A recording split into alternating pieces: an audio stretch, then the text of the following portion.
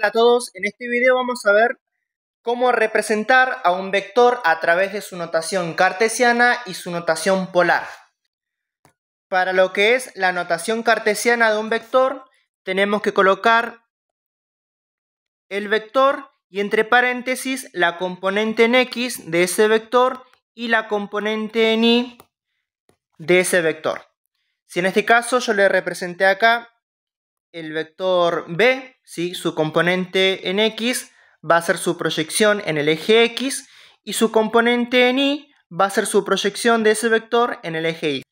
Otra manera de reconocer las componentes del vector es colocar un puntito en el extremo y fijarse cuánto vale en X y cuánto vale en el eje Y. La otra forma de expresar un vector, ¿sí?, de escribir un vector es a través de su notación polar, el cual consiste en colocar el vector y entre paréntesis colocar el módulo de ese vector y su ángulo, ¿sí?, que sería su dirección.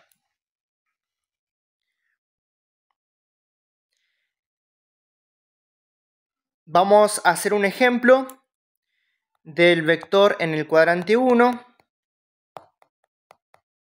Siempre los cuadrantes se enumeran en sentido antihorario. Cuadrante 1, 2, 3, 4. Trabajamos en el cuadrante 1.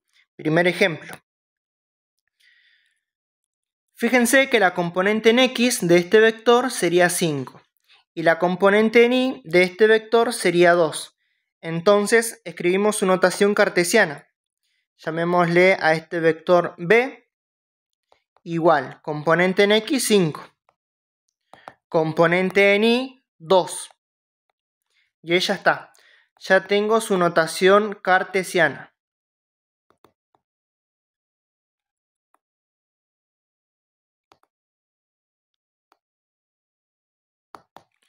Ahora, para su notación polar, voy a necesitar calcular el módulo, porque yo no sé cuánto vale el módulo de este vector.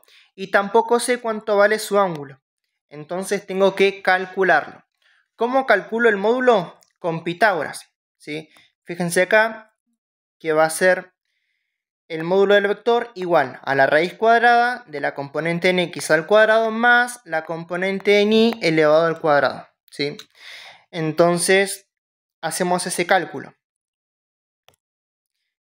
Me quedaría entonces módulo de este vector raíz cuadrada, su componente en X al cuadrado más su componente en Y al cuadrado.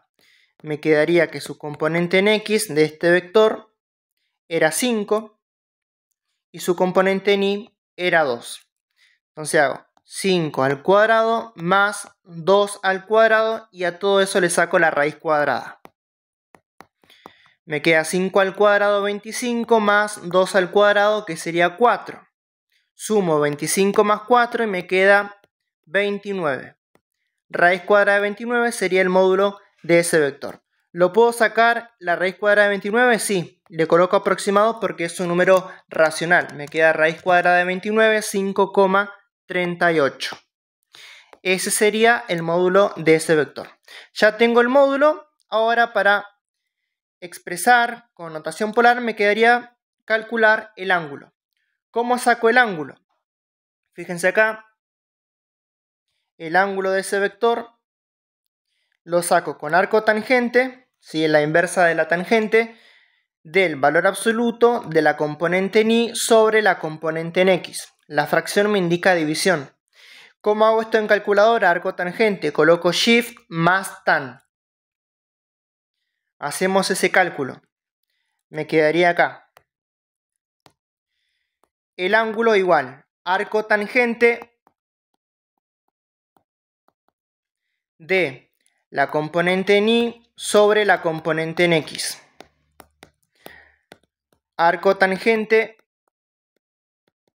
la componente en Y era 2, la componente en X era 5.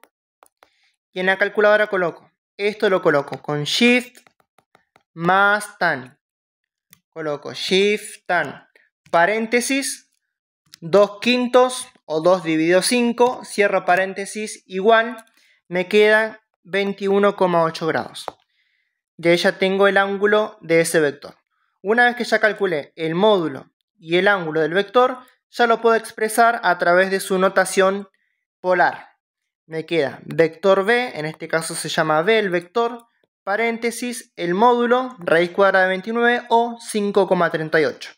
Vamos a usar raíz cuadrada de 29, coma, el ángulo del vector, 21,8. Ya está. Ya expresé mi vector con la notación polar y ya expresé mi vector con la notación cartesiana.